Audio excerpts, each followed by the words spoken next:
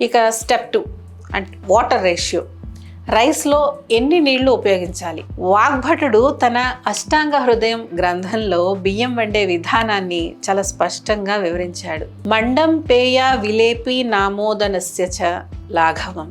దీని ప్రకారం బియ్యం వండడానికి 4 విధానాలు ఉన్నాయి. మొదటిది మండం అంటే బియ్యం నీరు. 14 రెట్లు నీళ్లు పోసి వండిన బియ్యంలో నీరు మాత్రమే ఉపయోగిస్తారు.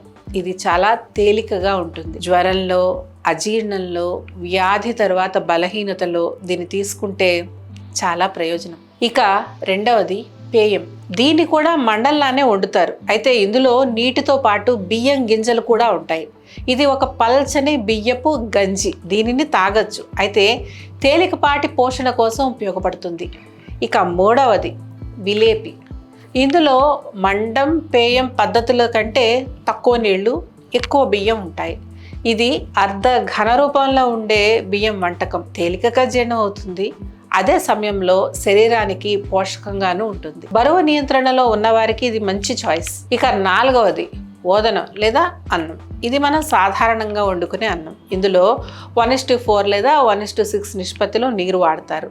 ఇది ఎక్కువగా ఉడికితే ముద్ద అయిపోతుంది లేదా అంటుకునేలాగా స్టిక్కీగా వండితే హెవీగా మారుతుంది. డయాబెటీస్ ఇంకా వెయిట్ లాస్కి విలేపి మంచిది. లేదా నీటిని వంచేసిన అన్నం అంటే 1:6 రేషియోలో నీటితో వండి అదనపు నీటిని వంపేసిన అన్నం కూడా మంచిది.